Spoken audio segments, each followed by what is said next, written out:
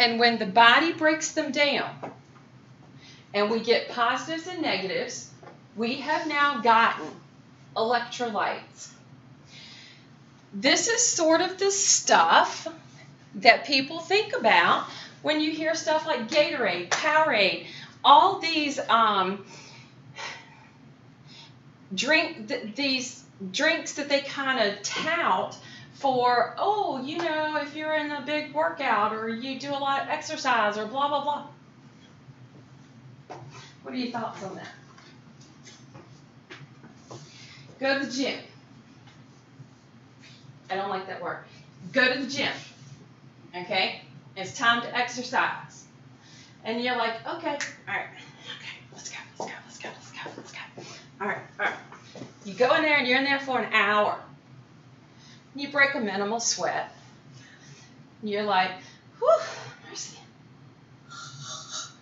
Okay? I'm a little bit hot. And then somebody wants to hand you one of these drinks. Should you take it? No. Why? You didn't burn enough of your electrolytes for that to be a problem. But let's say that I'm an Olympic decathlete. Deca means 10. All right? Yeah, y'all picture me doing that. I don't run. Okay? If I'm running, y'all better run with me because something's coming. Now, but let's say that I'm this Olympic athlete who's training 8, 10 hours a day. Okay? They need it. All right? That's really when it's needed. Don't really need them being pushed into the body because guess what? I love to say that because that's what my granddaughter says to me all the time. She goes, Grandma, guess what? And she doesn't give me time to go, what? All right? She just immediately starts telling me, okay? Guess what? Just like we can have potassium be too high, we can have potassium be too low, we can have calcium too high, we can have calcium too. These are the types of electrolytes that are in these drinks. And that could not be good for you to put too many in your body. Okay? But they are extremely important. They're going to help create electrical current in our body. We test it with all these electrodes that we have. Think about an EEG, an ECG, a myogram. Okay? We have all these different ways to test these currents. Some of the materials that we take in are not going to generate an electrolyte. Sugar, my favorite substance on the face of the planet. And I have been wanting to tell somebody this all day long. Okay, so I'm going to share it with y'all. I'm in my second week of Weight Watchers. And my husband's mom is in the hospital. So I asked her, I said, well, what can I bring you today when I come by for work? She goes, a cup of coffee and some donuts. Okay. I actually went to Dunkin' Donuts. And I didn't get a thing. I'm so proud of myself. Now, that aside, because you get fried dough is my weakness, okay? But sugar. Now, what do you think of with sugar? Glucose. Glucose. Why? It's the main sugar. It's what? The main sugar. What do you mean by the main sugar? Like the main one we use for energy. Did everybody hear that? Well, glucose. We tend to think of, probably for a couple of reasons, yes, it is the main one that we use for energy. It is also what they test for people who might have diabetes. Okay? Do you happen to know the formula for glucose? C6H12 O6. That tells me some very important information. As a chemist or a biochemist, okay, since we're thinking about the body, that would let me know the structure of that molecule. Now, the sugar that we take in, is that mostly in the form of glucose? No. All right? Table sugar, which is my favorite. All right? That one is a glucose and a fructose together. Starches. No. Favorites. Okay? Glucose after glucose after glucose after glucose after glucose in big long chains. Okay? I have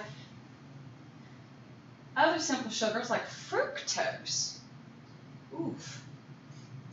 People don't like to hear a whole lot about that because a lot of the stuff that you've seen for a long time now is like, no, high fructose corn syrup. Do they even? That's time to start. I know, right? And do they even tell people why you don't want it? Anyway, fructose is a glucose and a galactose together. If you like beer, that's galactose. The reason glucose is so important, if you do happen to take it in, like in a candy bar or a glucose, a drink that's got the glucose, like the energy drinks and stuff like that, that is the simplest sugar the body can use. It will go directly into the cells and be used to make ATP. It, however, does not break apart. It does not break into carbons, hydrogens, oxygens. It keeps everything. It keeps its structure. So that would be a non-electrolyte. It didn't break apart. I didn't get pluses or minuses. It just simply went directly into the cells of the body to be used for energy. When we have materials available, the body gets to carry out chemical reactions. One of the characteristics is energy, one that we have to have for life, okay? We have to make sure that we can get and use energy. There are some laws that apply to this, thermodynamics, okay? And it applies to the human body as well, okay? When we talk about materials, all right, molecules, compounds, atoms, ions, all right, don't forget, when we have materials, materials can have bonds that have been formed. If we take it into the body, our body needs to break the bond. In our body, the materials that are available will be used to build bonds.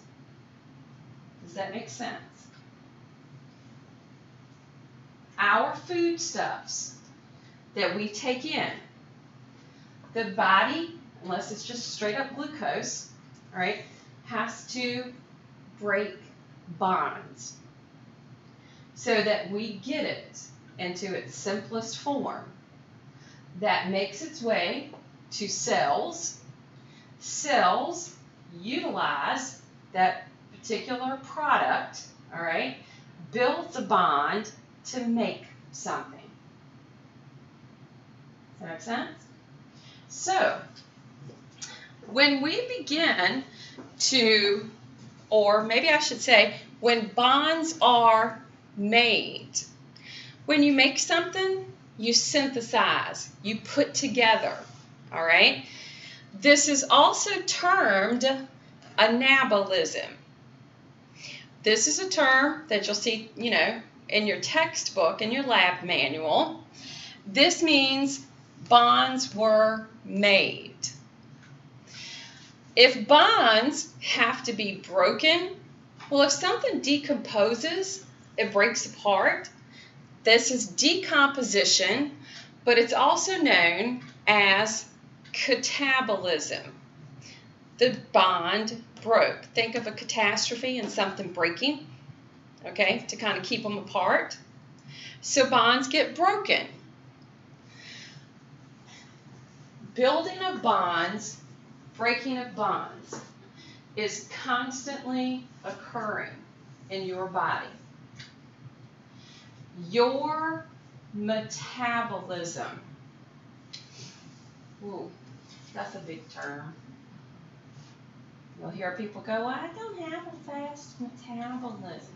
This can be very true. All right? Some people can say, I got high metabolism. And boy, you'll know it. Okay? It is simply the sum of all these chemical reactions. Your metabolism is the sum of all of your chemical reactions, the breaking or building of bonds. So think about how we'll take in foodstuffs, break it down. The only thing that the cell can produce is a protein. All right, so the body is going to use materials for energy, for example, sugars to produce ATP. It will use fats as energy, storage also, and we'll use proteins to get the amino acids so the body can make amino acids or proteins that it needs. Is that not cool? Do you think about that every time you eat something? I bet you will now. How many of y'all gonna get something to eat when you leave class? Or go on break? Okay, what are we gonna get? An apple. So it's not quite as much fun as the donut, is it? But definitely healthy, okay? But it's going to have some sugars, all right? Now, it's going to be natural sugars. The body will expend a little bit of energy to break them down, but then your body's going to use those sugars for the energy. That's pretty cool, you know? If we go eat something that's fatty, all right? Let's go get some French fries. All right? We're going to have starches there. We're going to have the fats there, okay? And the body's going to break it down and use them. Let's get the hamburger to go along with it. Yay, okay? That's going to be giving me some proteins. Body will break it down, use those component parts. Y'all gonna think about that now when you go eat. Now, when we take materials and we combine them and we make a bond, that anabolism, okay, energy is going to be stored in the bonds.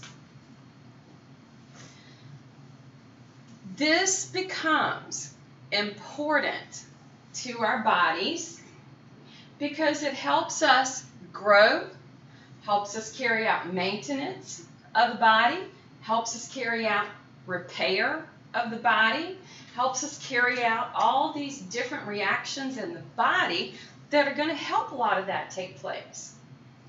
But if we have to break down a material,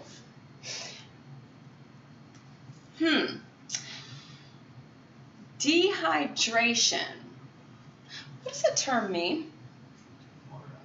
We take water out, okay?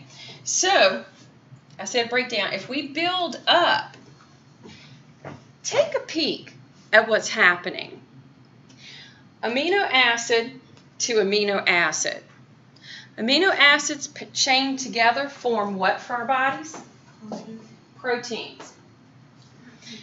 What do you notice on this side of this amino acid and this side of this one? Oxygen, hydrogen, one each, and then hydrogen. All right, you're giving me that hydroxide and the hydrogen, which is good, okay? Because those are the groups that can hang off of molecules, okay?